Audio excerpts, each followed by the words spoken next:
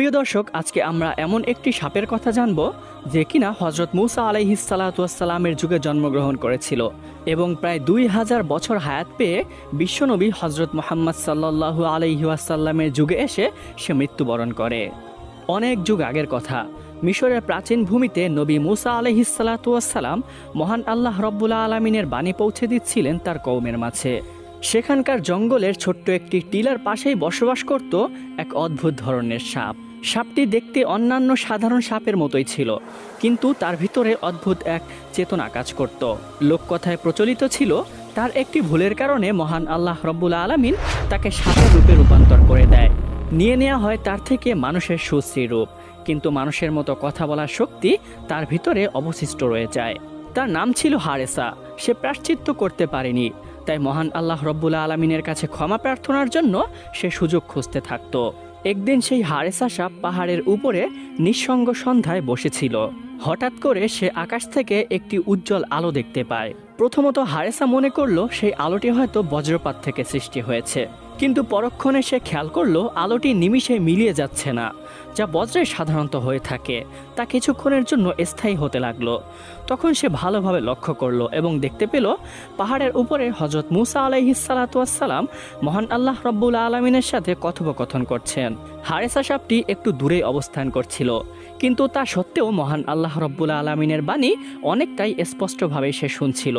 তখন সে শুনতে পেল মহান আল্লাহ রব্বুল আলামিন হযরত মূসা আলাইহিসসালামকে বলছেন, হে মূসা, শুনে রাখো, আমি তোমাকে পছন্দ করেছি এবং তোমাকে যেমন প্রেরণ করেছি এমন আমি তোমার পরেও আরও অনেক নবী ও রাসূল প্রেরণ করব। কিন্তু শেষ যুগে আমি একজন নবী প্রেরণ করব, যার নাম হবে আহমদ। তখন মূসা আলাইহিসসালাম মহান আল্লাহ রব্বুল আলামিনকে জিজ্ঞাসা করলেন, ইয়া রব্বুল আলামিন, আপনার নবী এবং তার উম্মতরা কেমন হবে?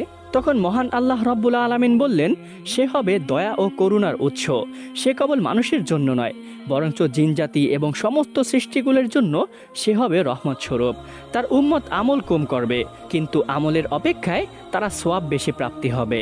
সে আমার শেষ বাণী পবিত্র কোরআনে কারিম নিয়ে আসবে। এবং মহান আল্লাহ রব্বুল আলামিন আরও বললেন, সেই নবীর প্রতি যে ঈমান আনবে তাকে আমি মুক্তি দিব। তাকে যে ভালোবাসবে সেই ব্যক্তিকে আমিও ভালোবাসবো। গোপনে গোপনে এই মহা সংলাপটি শুনে হারেসা সাপটির মনে একটি আশার আলো জেগে উঠল। সে মনে মনে ভাবতে লাগলো, যেই নবীকে মহান আল্লাহ রব্বুল আলামিন এতটা ভালোবাসেন, সেই নবীর মুখ দিয়ে যদি আমি ক্ষমা প্রার্থনা করে দোয়া চাইতে পারি, তাহলে অবশ্যই মহান আল্লাহ রব্বুল আলামিন আমাকে ক্ষমা করে দিতে পারেন। পরের দিন সকালবেলায় মূসা আলাইহিসসালাম মাঠের প্রান্ত পথ দিয়ে কোথাও একটি হেঁটে যাচ্ছিলেন। হঠাৎ করে তিনি পিছন থেকে একটি শব্দ শুনতে পেলেন, ইয়া রাসূলুল্লাহ, একটু দাঁড়ান, আপনার সাথে আমার কিছু কথা আছে।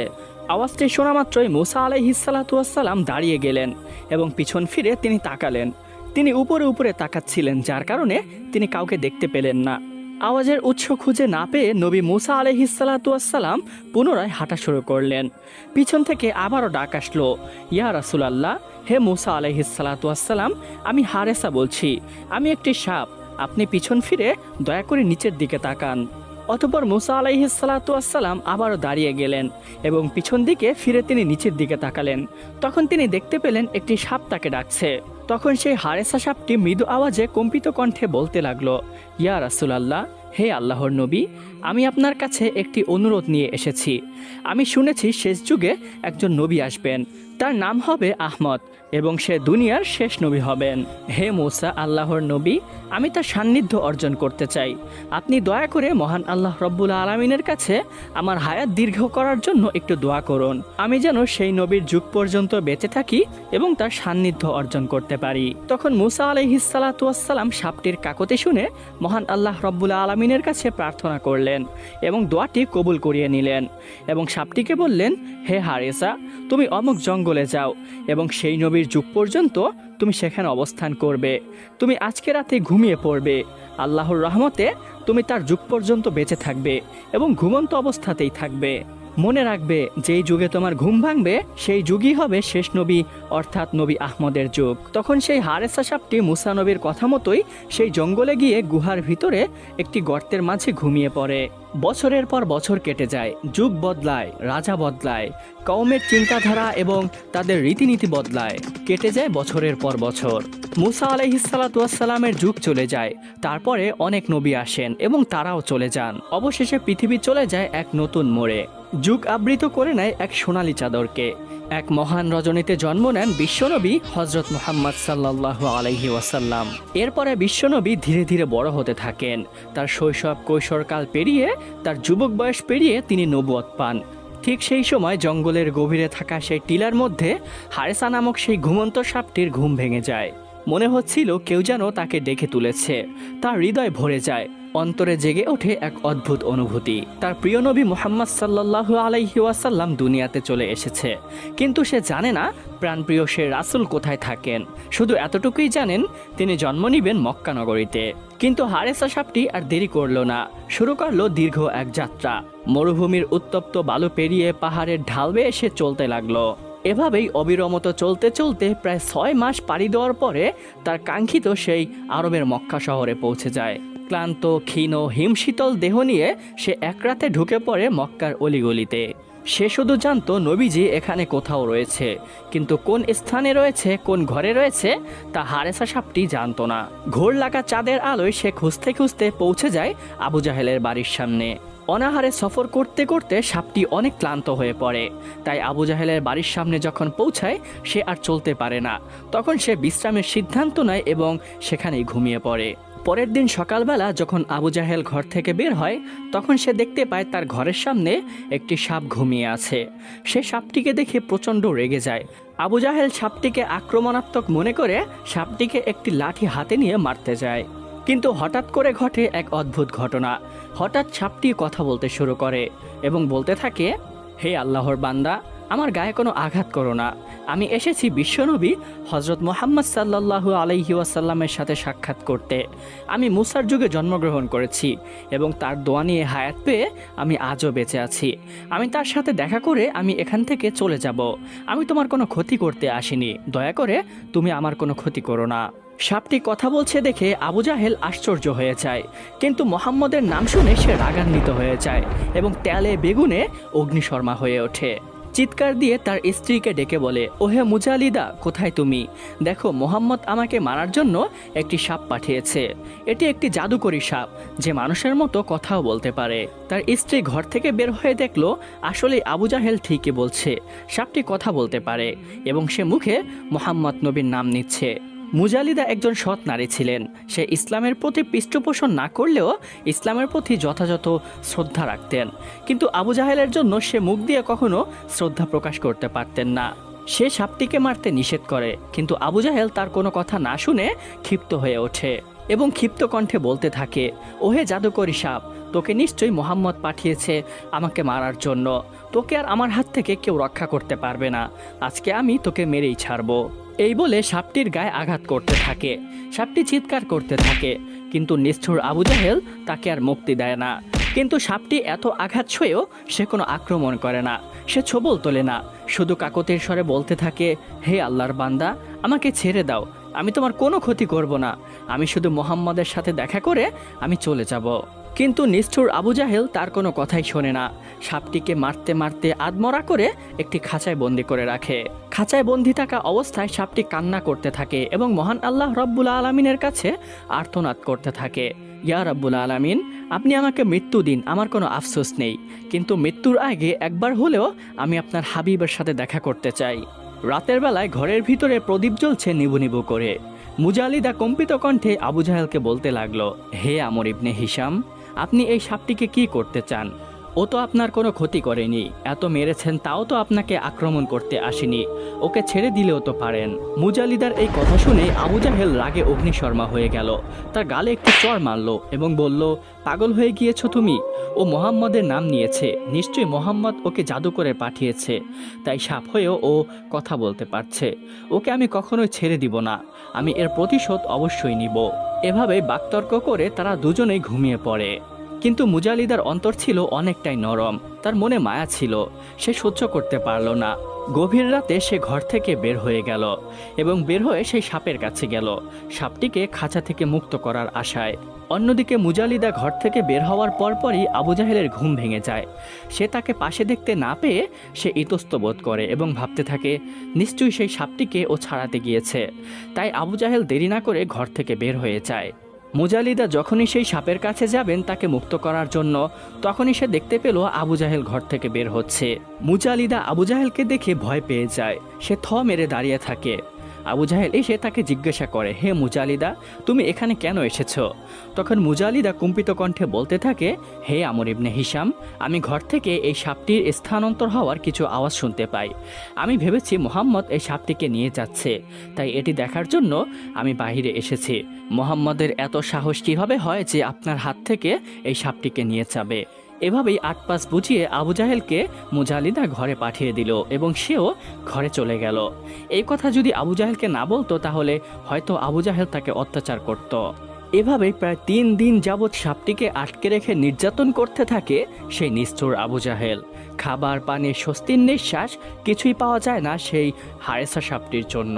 লোকেরা দেখতে আসে কে সেই সাপ যে কথা বলে, কিন্তু তাও নিষ্ঠুর আবু জাহেলের জন্য তাদেরও অন্তর কেঁপে ওঠে। তারা বলতে থাকে এই সাপটিকে আদৌ এত অত্যাচার করা কি ঠিক হচ্ছে? কিন্তু সাপটি শুধু কান্না করত এবং আল্লাহ আল্লাহ বলে চিৎকার করত। অবশেষে 3 দিন অতিবাহিত হওয়ার পরে হারেসা সাপটির দেহ নিস্তেজ হয়ে পড়ে, সে মারা যায়। কিন্তু এখানেই শেষ নয়, আবু জাহেল এতেও সন্তুষ্ট হলো না। সে বলে উঠল, একে শুধু মৃত্যু দিলেই হবে না, একে আগুনে জ্বালাতে হবে এবং ছাই বানিয়ে পুরো এলাকায় দেখাতে হবে যে মোহাম্মদ আমাকে একটি সাপ পাঠিয়েছিল মারার জন্য, কিন্তু আমি সেই জাদুকরী সাপটি মেরে ফেলেছি এবং আগুনে পুড়িয়ে তাকে ছাই বানিয়ে ফেলেছি। কথা মতোই আবু জাহেল সেই সাপটিকে আগুনে জ্বালিয়ে দেয় এবং তার নিথর দেহ পুড়ে ছাই বানিয়ে ফেলে। সাপটিকে পুড়তে দেখে আবু জাহেল হাসতে থাকে এবং বলতে থাকে, সবাই দেখুক মোহাম্মদের গুপ্তচর কিভাবে আগুনে চলছে, কিভাবে পুড়ে ছাই হয়ে যাচ্ছে। কিন্তু এর কোনো প্রতিবাদ মোহাম্মদ বৈকি বরঞ্চ তার গুপ্তচরও করতে পারছে না। অবশেষে সেই সাপটি যখন পুড়ে ছাই হয়ে যায় তখন আবু জাহেল সেই ছাইগুলো একটি ঢাকনা বিশিষ্ট পাতিলের মাঝে রাখে, যা ছিল পিতলের তৈরি। এবার শুরু হয় মিথ্যার দম্ভ বিশিষ্ট সেই খেলাটা। আবু জাহেল সেই ছাই ভরা পাতিলটি নিয়ে পুরো মক্কার অলিগলিতে ঘুরতে থাকে এবং লোকজনদেরকে জড়ো করে বলতে থাকে, হে লোক সকল, দেখো মোহাম্মদ আমাকে মারার জন্য একটি জাদুকরী সাপ পাঠিয়েছে। সে কথা বলতে পারত, সে আমাকে মারতে এসেছিল এবং আমার উপর আক্রমণ করেছিল, কিন্তু সে আমাকে মারতে পারেনি, আমার কোনো ক্ষতি করতে পারেনি। উল্টো আমি তাকে মেরে আগুনে জ্বালিয়ে ছাই বানিয়ে ফেলেছি। এই ক্ষেত্রে মোহাম্মদও আমার কোনো ক্ষতি করতে পারেনি। লোকজন অবাক দৃষ্টিতে আবু জাহেলের দিকে তাকিয়ে রইল। কেউ বিভ্রান্ত হলো, কেউ কৌতূহলী হলো, আবার কেউ ভীত সন্তুষ্ট হলো। আবু জাহেলের মুখে তখন বিজয়ের হাসি। সে মনে মনে ভাবতে থাকে সে কোনো অলৌকিক বস্তু বিজয় করে নিয়েছে। কিন্তু আবু জাহেল জানে না ছাইয়ের নিচে লুকিয়ে আছে আল্লাহর কুদরত। পুরো পৃথিবী যেন কান্না করছিল, আকাশে ফেরেশতারা যেন কান্না করছিল, কারণ তারা দেখেছিল হারেসার ঈমানী শক্তি এবং তার ত্যাগ তিতিক্ষা এবং তার প্রায়শ্চিত্ত কামনায় নিঃশব্দে বয়ে যাওয়া চোখের অশ্রু। লোক সমাজে ভাষণ দিয়েও আবু জাহেল ক্ষান্ত হলো না। সে বাড়ি বাড়িতে গিয়ে সবাইকে বলতে লাগলো, হে ব্যক্তিবর্গ, দেখে রাখো, মোহাম্মদ আমাকে মারার জন্য একটি সাপ পাঠিয়েছিল, আমি তাকে মেরে আগুনে জ্বালিয়ে ছাই বানিয়ে ফেলেছি। তোমরা কেউ মোহাম্মদের কথায় বিশ্বাস করবে না, ও অবশ্যই জাদুকর এবং পথভ্রষ্ট। নাউজুবিল্লাহি মিন যালিক। আবু জাহেল এরপরে আরও একটি বাড়িতে যায় এবং সেখানে গিয়ে তাদেরকেও সেই ছাইয়ের পাত্রটি দেখিয়ে এভাবেই বলতে থাকে। মক্কার কোনো অলিগলি আবু জাহেল ছাড়ল না, যাকেই সামনে পেল তাকেই সেই পাত্রটি দেখিয়ে এভাবেই উল্টোপাল্টা বলতে লাগলো। অবশেষে পৌঁছালো গণ্যমান্য একজন ব্যক্তির কাছে, যার বয়স একটু ভারী ছিল, একটু বৃদ্ধ টাইপের ছিল। তার সামনে গিয়েও আবু জাহেল আগের কথাগুলোই বলল, হে ব্যক্তি, শুনে রাখো, মোহাম্মদ আমার কাছে একটি জাদুকরী সাপ পাঠিয়েছিল। সাপটি কথা বলতে পারত এবং আমাকে ক্ষতি করতে চেয়েছিল, কিন্তু আমি তাকে তা সুযোগ দেইনি। তাকে আমি মেরে ফেলেছি এবং আগুনে জ্বালিয়ে ছাই করে ফেলেছি। এই পাত্রের ভিতরে সেই ছাই আছে। তোমরা দয়া করে মোহাম্মদের কোনো কথা শুনবে না। আবু জাহেলের কথা শুনে সেই লোকটি বলতে লাগলো, হে আমর ইবনে হিশাম, তোমার এই ক্ষেত্রে লজ্জা হওয়া উচিত। সাপটি কথা বলতে পারতো কিনা আমি জানি না, কিন্তু তুমি একটি অবলা প্রাণীর উপরে অত্যাচার করেছ, নৃশংসভাবে তাকে আগুনে পুড়িয়ে তুমি ছাই করে ফেলেছ, আবার এত বড় বড় কথা বলছো। অবশ্যই তোমার এই ক্ষেত্রে লজ্জা হওয়া উচিত। তুমি মুহাম্মদের কাছে যাও এবং তাকে গিয়ে জিজ্ঞেস করো সে আসলেই এই সাপটিকে তোমার কাছে পাঠিয়েছিল কিনা।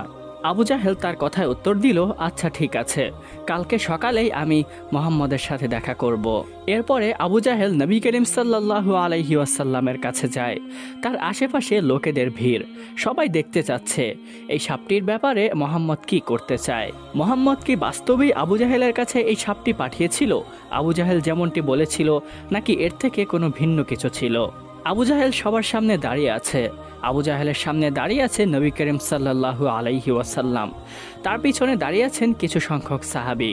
আবু জাহেল তখন জিজ্ঞাসা করলো, হে মোহাম্মদ, বলো তো আমার হাতে কি রয়েছে। তখন নবী করিম সাল্লাল্লাহু আলাইহি ওয়াসাল্লাম বলছেন, হে আমর ইবনে হিশাম, আপনার হাতে তো একটি পিতলের পাত্র রয়েছে যা লাল কাপড় দিয়ে ঢাকা রয়েছে, কিন্তু এর ভিতরে কি আছে সেটা আমি জানি না। তখন আবু জাহেল হেসে দিল এবং বলতে লাগলো, হে লোক সকল, সবাই দেখো, মোহাম্মদ অনেক সময় ভবিষ্যৎবাণী করে, ভবিষ্যতে এটা হবে, ভবিষ্যতে ওটা হবে, কিন্তু তার চোখের সামনে থাকা পাত্রটির মাঝে কি রয়েছে সে এটাই বলতে পারে না। তাহলে সে কিসের নবী? আমি তাকে বিশ্বাস করি না। আবু জাহেলের কথার প্রত্যুত্তরে নবী করিম সাল্লাল্লাহু আলাইহি ওয়াসাল্লাম বলে উঠলেন, হে আমর ইবনে হিশাম, আমি কোনো ভবিষ্যৎ বক্তা নই বা আগামীকালের বিষয়ে আমি কোনো জ্ঞান রাখি না। আল্লাহর পক্ষ থেকে আমাকে যা জানানো হয় আমি সেটাই আপনাদের মাঝে ব্যক্ত করি।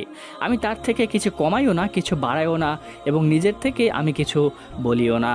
তখন আবু জাহেল আরও অট্টহাসি দিতে লাগলো এবং বলল, হে মোহাম্মদ, তুমি আমাদের মৃত্যুর পরের কথা বলো। মৃত্যুর পরে আমাদের নাকি জাহান্নামে যেতে হবে, হাসর নাসর হবে। তাহলে এই পাত্রের ভিতরে কি আছে সেটি বলে দেখাও। তুমি যদি বলতে পারো তাহলে আমি ঈমান নিয়ে আসব।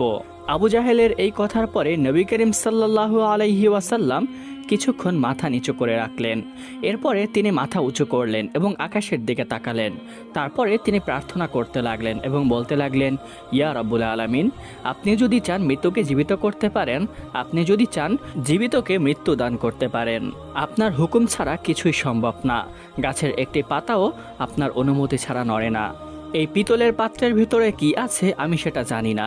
দয়া করে আপনি এর ভিতরের বস্তুটির প্রাণ ফিরিয়ে দেন, যেন এই নিজে সাক্ষ্য দিতে পারে আল্লাহ এক, তার কোনো শরিক নেই।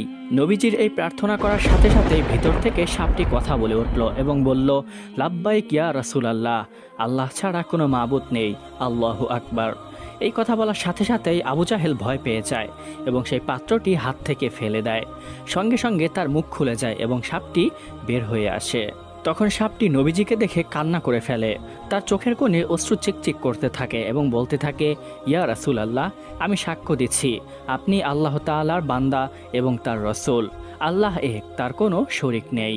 অন্যদিকে আবু জাহেল চিৎকার করে ওঠে এবং বলতে থাকে, হে মোহাম্মদ, এটা নিশ্চয়ই তোমার জাদু। পাত্রের ভিতরে এই সাপটি ছাই অবস্থায় ছিল, আমি নিজের হাতে একে আগুনে পুড়িয়েছি। নিশ্চয়ই তুমি জাদু করে একে ফিরিয়ে এনেছো। অবশ্যই তুমি একটি প্রকাশ্য জাদুকর। আবু জাহেলের কথার প্রতিউত্তর সাপটি নিজেই দিল এবং বলল, হে আমর ইবনে হিশাম, শুনে রাখো, আল্লাহ রাব্বুল আলামিন নিজেই আমার প্রাণ ফিরিয়ে দিয়েছেন। এই ক্ষেত্রে মুহাম্মদ সাল্লাল্লাহু আলাইহি ওয়াসাল্লামের কোনো হাত নেই। তিনি শুধু দোয়া করেছেন, অবশ্যই তিনি জাদুকরী নন। আশেপাশের লোকেরা চিৎকার দিয়ে উঠল এবং বলল, আল্লাহু আকবার, এটা নিশ্চয়ই কোনো জাদু নয়, এটা আল্লাহ রাব্বুল আলামিনের প্রকাশ্য কুদরত। তখন নবী করিম সাল্লাল্লাহু আলাইহি ওয়াসাল্লাম সাপটিকে জিজ্ঞাসা করেন, হে সাপ, তোমার নাম কি? তুমি কোথা থেকে এসেছো? আমার কাছেই বা তুমি কেন এসেছো? তখন সাপটি এক এক করে সব কিছু খুলে বলল, ইয়া রাসূলুল্লাহ, আমার নাম হারেসা। আমি হযরত মুসা আলাইহিস সালাতু ওয়াস সালামের যুগে জন্ম নিয়েছি। ইয়া রাসূলুল্লাহ, আমার একান্ত আকাঙ্ক্ষা আমি আপনার সান্নিধ্য লাভ করব এবং আপনাকে দিয়ে আমার জন্য মাগফিরতের দোয়া করাবো। তাই আমি মুসা আলাইহিস সালাতু ওয়াস সালামের কাছে হায়াত দীর্ঘ করার জন্য দোয়া প্রার্থনা করি এবং সেই আল্লাহর কাছে দোয়া করলে আল্লাহ আমার হায়াত দীর্ঘ করে দেন। আমি তার যুগ থেকে আপনার যুগ পর্যন্ত ঘুমন্ত অবস্থায় ছিলাম, কিন্তু মক্কায় আমার জানা ছিল না আপনি কোথায় বসবাস করেন, যার জন্য মক্কায় এসে আমি অনেক ঘোরাফেরা করি। অবশেষে আমি ক্লান্ত হয়ে পড়ি এবং এই ব্যক্তির বাড়ির সামনে ঘুমিয়ে পড়ি। এই ব্যক্তি যখনই আমাকে দেখতে পায় সে আমাকে মারতে আসে, কিন্তু আমি তাকে নিষেধ করি, আমি তার কাছে ক্ষমা প্রার্থনা করি। কিন্তু সে যখনই আমার মুখে আপনার নামটি শুনতে পায় সে আমার উপর আক্রমণাত্মক হয়ে ওঠে, আমাকে অনেক আঘাত করে, অনেক অত্যাচার করে, আমাকে খাঁচায় পর্যন্ত বন্দি করে রাখে। আমি তাকে বারবার বলি আমাকে ছেড়ে দিতে, অনেক কাকুতি করি, কিন্তু সে আমাকে আর ছাড়ে না। অবশেষে আমাকে মেরে আগুনে জ্বালিয়ে পুড়ে ছাই বানিয়ে দেয়। ইয়া রাসূলুল্লাহ, আমি তখনও তার কোনো ক্ষতি করিনি, কিন্তু এখন যেহেতু দ্বিতীয়বার আমি সুযোগ পেয়েছি, এখন আর আমি সুযোগ হাতছাড়া করব না। এবার আমি আর তাকে ছাড়ব না, আমি তাকে শেষ করে দিব। এই বলে হারেসা সাপটি আবু জাহেলের দিকে তেড়ে যায় তাকে ছোবল মারার জন্য। আবু জাহেল ভয়ে দৌড়াতে থাকে, কিন্তু নবী করিম সাল্লাল্লাহু আলাইহি ওয়াসাল্লাম পিছন থেকে সাপটিকে ডেকে বললেন, হে হারেসা, তুমি তাকে ক্ষমা করে দাও, তার কোনো ক্ষতি করো না। মানছি তোমার উপর অবশ্যই জুলুম এবং অত্যাচার করা হয়েছে, কিন্তু মনে রাখবে তুমি যদি কাউকে মাফ করো, ক্ষমা করে দাও, তাহলে নিশ্চয়ই মহান আল্লাহ রব্বুল আলামিন তোমাকেও ক্ষমা করবেন এবং তার বিনিময়ে তোমাকে উত্তম প্রতিদান দিবেন। নবীজির ডাক শুনে হারেসা সাপটি আর আগালো না, নবীজির কথায় সাড়া দিল এবং আবু জাহেলকে সে ক্ষমা করে দিল। পরক্ষণে সে আরেকটি আবদার করে বলল, ইয়া রাসূলুল্লাহ, আপনার কাছে আমার আরেকটি আবদার রয়েছে, দয়া করে মহান আল্লাহ রব্বুল আলামিনের কাছে একটু দোয়া করুন, সে যেন আমাকে মানুষ বানিয়ে দেয়। আমিও মানুষের মতো ইবাদত করতে চাই এবং আশরাফুল মাকলুকাত হয়ে আমিও সাক্ষ্য দিতে চাই এবং আখেরাতে আপনার সাথে জান্নাতে থাকতে চাই। এটা বলার পরে নবী করিম সাল্লাল্লাহু আলাইহি ওয়াসাল্লাম আল্লাহর কাছে সেই হারেসা সাপটির জন্য দোয়া করলেন এবং সাথে সাথে সেই হারেসা সাপটি মানুষ হয়ে গেলেন। মানুষ হওয়ার পরে সে যতদিন বেঁচে ছিলেন ততদিনই নবী করিম সাল্লাল্লাহু আলাইহি ওয়াসাল্লামের খেদমতে ছিলেন। প্রিয় দর্শক, এই ছিল সেই হারেসা সাপের ঘটনা, যে মূসা আলাইহিসসালাতু ওয়াসসালামের যুগে জন্মগ্রহণ করেছিল এবং প্রায় 2000 বছর পর্যন্ত জীবিত থেকে নবী করিম সাল্লাল্লাহু আলাইহি ওয়াসাল্লামের যুগে মৃত্যুবরণ করেন। প্রিয় দর্শক, এই ঘটনাটি পবিত্র কুরআনে কারিমে বা কোনো সহিহ হাদিসের বর্ণনা সূত্রে পাওয়া যায় না, কিন্তু লোককথায় এবং কিছু গ্রহণযোগ্য ব্যক্তিবর্গের মুখে এই ঘটনাটি পাওয়া যায়। এই ঘটনাটি এক এক কিতাবে এক এক রকম করে উল্লেখ করা হয়েছে, আর এই ভিডিওতে ঘটনাটি নেওয়া হয়েছে খাসায়েসে আম্বিয়া নামক কিতাব থেকে।